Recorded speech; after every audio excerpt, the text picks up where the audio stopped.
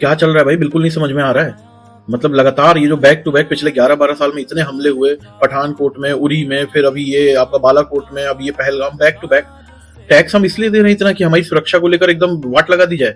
आपको बिहार में जाकर वहां चुनाव प्रचार करने की फुर्सत है।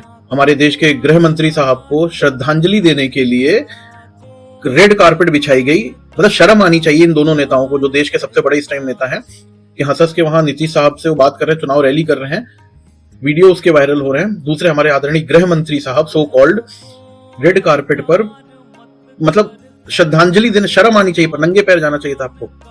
देश की सीमाओं में क्या हो रहा है कुछ नहीं। एक वीडियो में देख रहा था जब हमारे मोदी साहब उस टाइम पर मुख्यमंत्री थे, कि देश में कुछ भी होता है तो उसकी जिम्मेदारी प्रधानमंत्री की है, क्योंकि देश की सुरक्षा की बात है। ये पड़ोसी देश हमें परेशान कर रहे हैं, ये सेना की कमजोरी के कारण।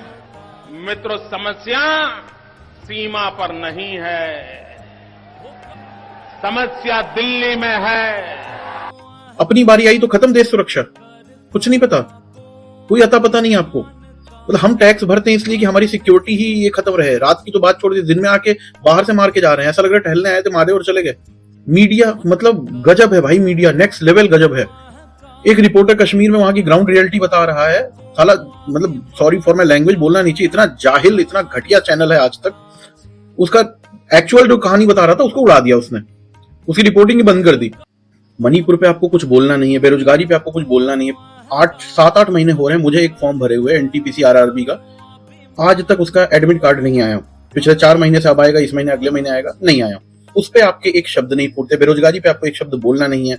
गाय के ऊपर आप राजनीति करते हैं, कितने बूचड़ खाने चल रहे हैं, गाय कट रही, उस पर आपके शब्द नहीं फूटते हैं, क्योंकि वहां से रेवेन्यू आ रहा है, वहां से पैसा आ रहा है। एक कोई स्टैंड अप कॉमेडियन था, उसका पूरा सेट तोड़ फोड़ के हैबिटेट में वर्स्ट सिचुएशन कर दी।